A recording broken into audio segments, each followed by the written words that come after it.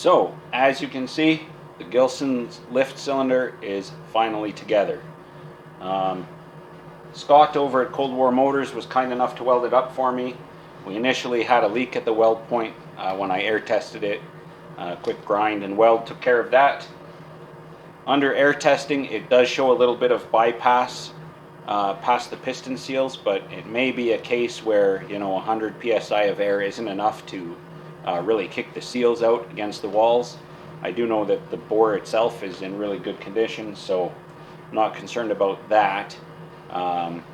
Remains to be seen how it behaves under pressurized fluid.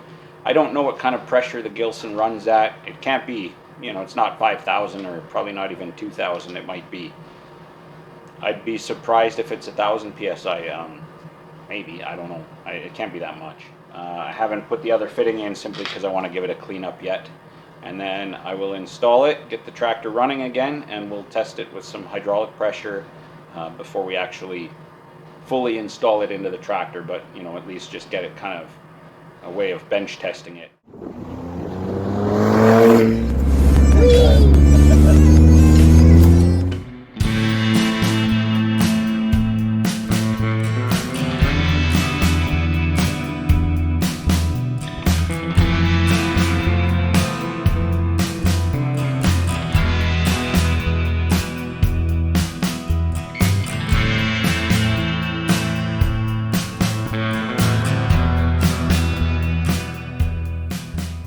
Hello there. If you've been watching Shopcat Industries for any length of time, you know that we live in Canada, and Mother Nature takes winter pretty seriously here in Canada. And today, it claimed a fairly unexpected victim, the Ford Flex. So let's be perfectly clear here. This is not Laura's fault. She's been driving a long time, and she thinks she was going about 30 miles an hour as she eased into the ditch. It's not the Ford Flex's fault. The traction control has, to this point, been unflappable. And it's not the fault of the winter tires. The Continental Viking Contact 7s have been truly excellent so far. Fact of the matter is, it's really warmed up. We've had the longest cold snap since 1969, and then literally overnight it warmed up to above freezing. So you have warm air, which then you don't get snow, you get rain, and it hits a road that is still below freezing, and it turned into a skating rink. People were flying off the road everywhere.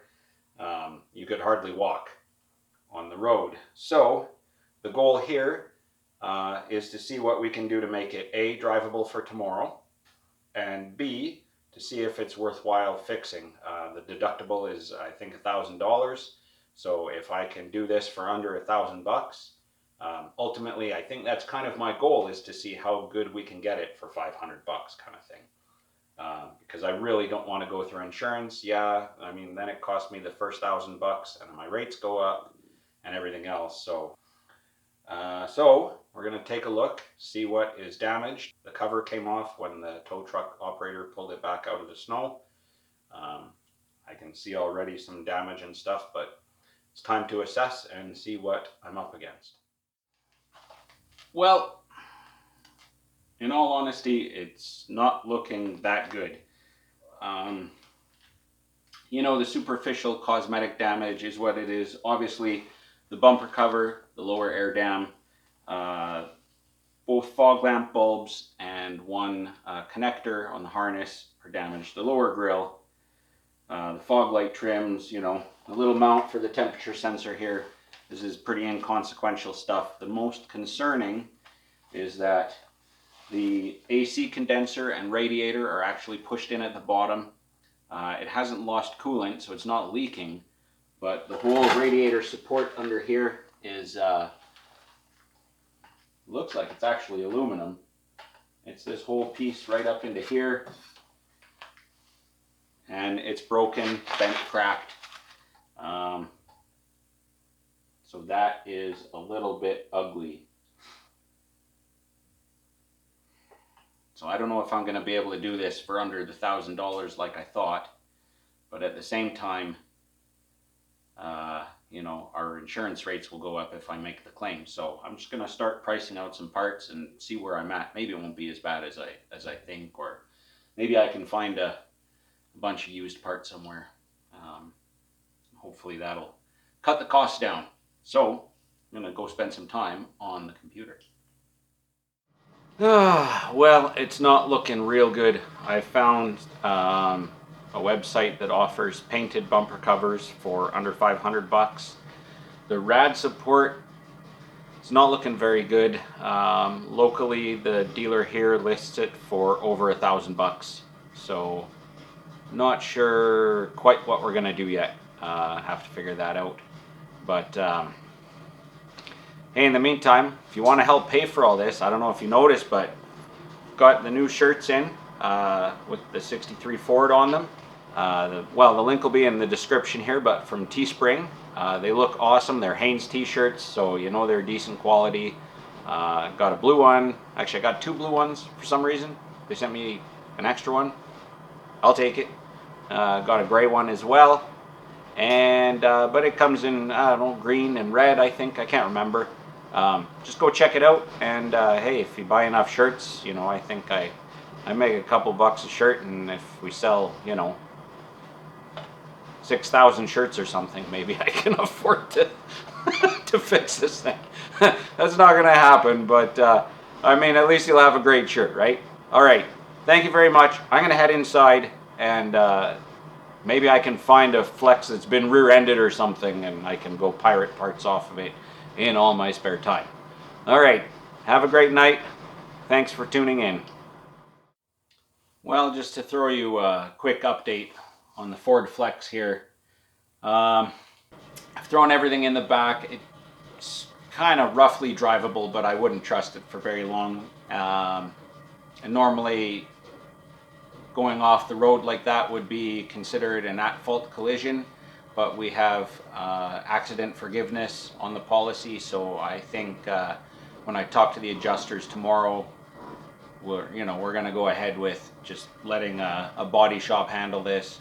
I was pretty excited actually to get into it myself. It's not anything challenging. I don't have the equipment to recharge the AC, but other than that, I can do everything myself, and it would have been actually, I think, kind of enjoyable, but it just doesn't make sense, and I'm not tying up a bunch of time thrashing to get this done so that, you know, we can use it. Also, going through insurance gets us a rental, so we'll see how that goes. Maybe I'll give you a review of our rental vehicle. Depends what we get. But all right, so yeah, I'm hoping to hear from the insurance company tomorrow, and I still have lots of things to pick away at out here besides this, so I'm going to carry on with that, and we'll talk to you soon.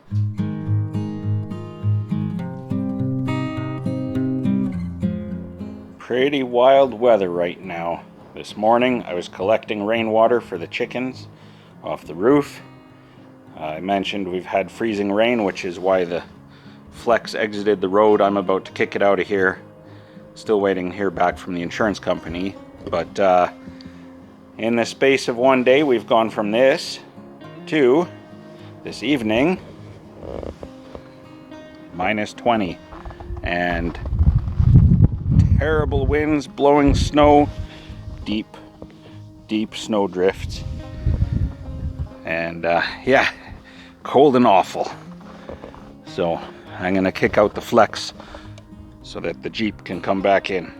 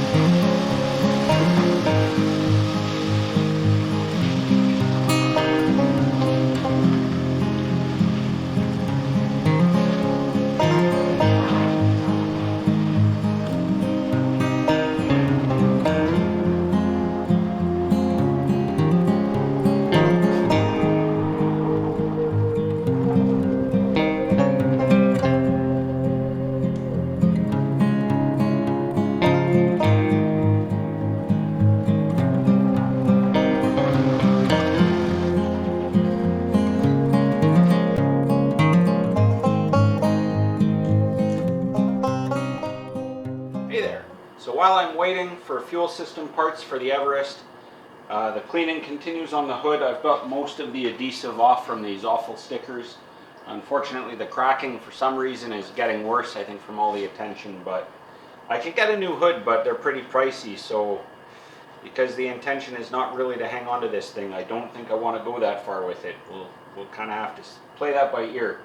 I bought some polishing compound, so I'm going to just start polishing this side. The other side is not yet fully cleaned, but I'm going to start polishing this side and see how it comes up. This is just inexpensive turtle wax polishing compound. I didn't want to spend a lot of money on it, so we're just going to see if it comes up.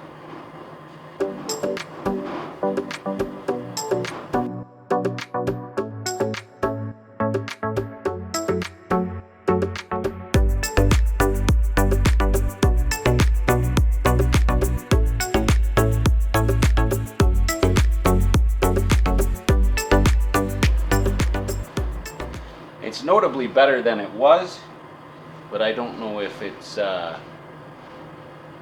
quite as good as I was hoping. I might need something a little more aggressive. You can feel the difference though. Might just take a little more elbow grease.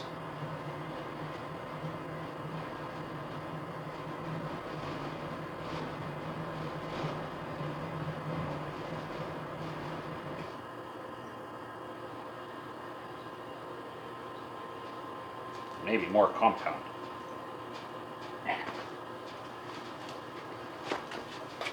There we go.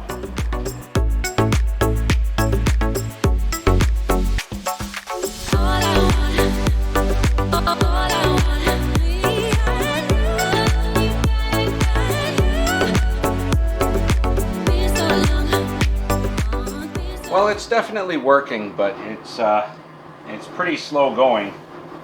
I think I might need a more aggressive product. I didn't want to go too crazy with it right off the hop, but I think I might need to.